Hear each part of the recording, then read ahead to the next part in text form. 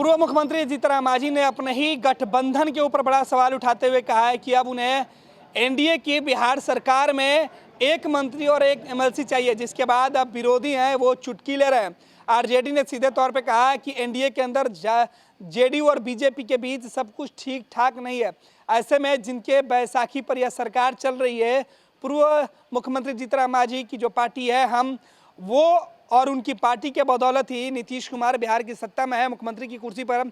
ऐसे में उन्होंने जो मांग की है वो बिल्कुल वाजिब मांग है। ऐसे में जब जीतन मांझी के बदौलत ही बिहार में सरकार चल रही है, तो फिर नंबर 2 की पार्टी को 2 उप मुख्यमंत्री और मांझी जो बहुत महत्वपूर्ण है उनको उप मुख्यमंत्री क्यों नहीं। आरजेडी का कहना है कि हमारी तो मांझी को यही सलाह होगी कि वो उप मुख्यमंत्री की मांग करें, क्योंकि उनके बदौलत बिहार में सरकार नहीं चल सकती है।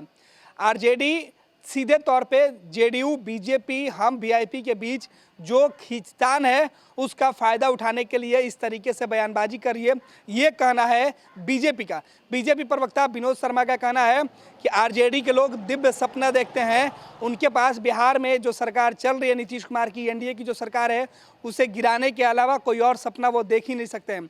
प्रतिदिन इसी तरीके के सपना देखते हैं। वहीं विनोद शर्मा का कहना है कि जब तेजस्वी यादव के ऊपर मांझी ने यह सवाल किया कि वो हनीमून पर गए हैं, इसका जवाब तेजस्वी यादव और उनकी पार्टी के लोग नहीं दे रहे हैं। हालांकि जब जीतन मांझी ने एनडीए सरकार और केंद्र की मोदी सरकार के ऊपर जब कई हमले किए, उन्होंने कहा कि सीधे तौर पर चुनौती देते हुए कि अगर केंद्र की जो सरकार है वो आरक्षण के मुद्दे पर कोई ठोस कदम नहीं उठाएगी तो वो सदन से संसद तक आंदोलन करेंगे।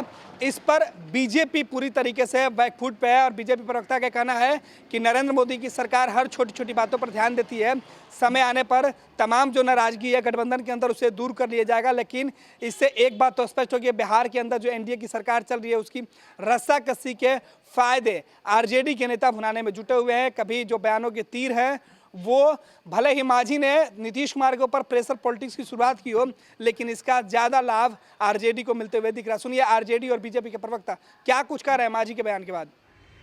आदरणीय मांझी जी ने जो सवाल खड़े किए हैं और मांग किया है उन्होंने एक मंत्री पद और एक एमएलसी का, तो अब तो हम लोगों के दावे में दम दिख रहा है।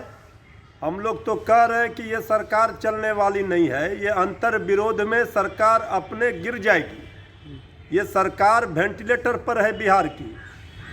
2 नंबर की पार्टी वाले बीजेपी ने 2 डिप्टी सीएम ले लिए, तो आदरणीय मांझी जी के हाथ में एनडीए के नाव का पतवार है।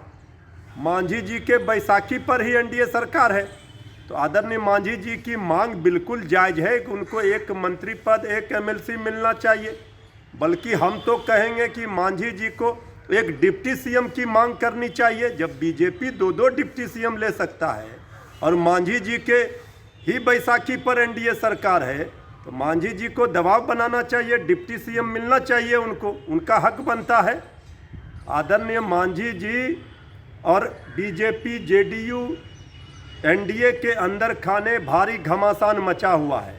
जो अंतर कलह दिख रहा है, अब खेल शुरू हुआ है। आदरणीय मांझी जी के बयानों से बहुत कुछ समझा जा सकता है। इसलिए ये सरकार बिहार की बचने वाली नहीं है, किसी भी समय गिरेगी और इसे बचा सके कोई तो बचा ले। जेडी ने सीधे तौर पे मांझी के बयान को हाथों हाथ लपक लिया है। आरजेडी का कहना है कि मांझी का जो बयान है वो बिल्कुल सही है, उन्हें उप मुख्यमंत्री की कुर्सी मिलनी चाहिए। देखिए, राजद के पास अभी कोई काम नहीं है और न कोई सोच है। वो अभी दिवा स्वप्न अभी भी देख रहा है कि हम सरकार बनाएंगे, तोड़ फोड़ करेंगे, लेकिन उनकी मंशा पूरी नहीं होगी। चूँकि हमारा गठबंधन एकजुट है और पूरी तरह से आपसी तालमेल के साथ काम कर रहा है, बिहार के विकास के लिए प्रतिबद्ध है, इसलिए वो बातें बना रहे हैं, उसका कोई असर हमारे गठबंधन पर पड़ने वाला नहीं। क्या लगता है कि मांझी को सपोर्ट करने का मतलब क्या है?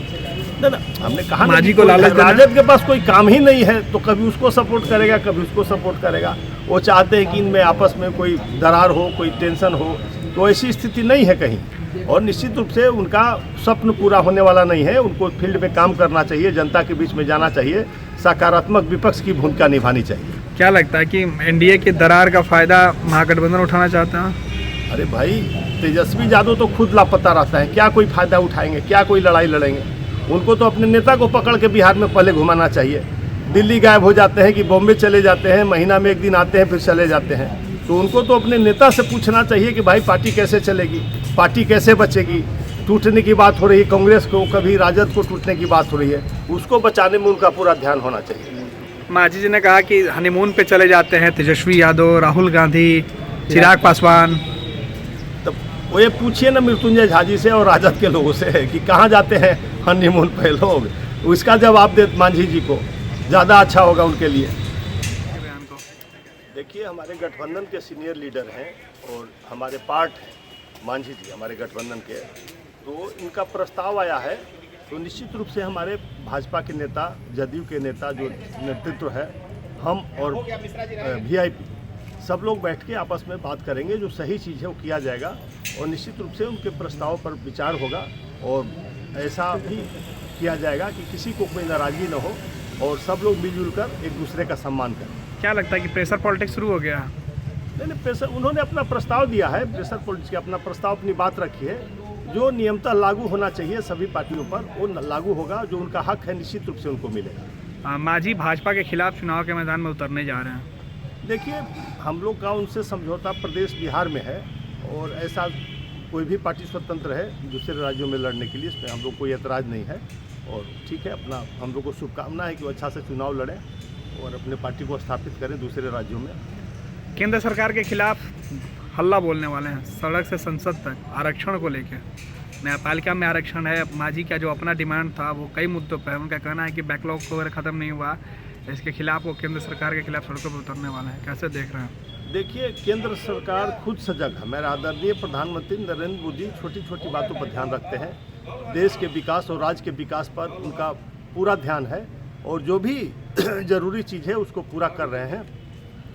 ठीक है, उन्होंने अपनी बात रखी है, लेकिन हम लोग उससे पहले सारी चीज़ों पर अध्ययन कर रहे हैं, काम कर रहे हैं, इसलिए उनको हल्ला बोलने की ज़रूरत नहीं पड़ेगी।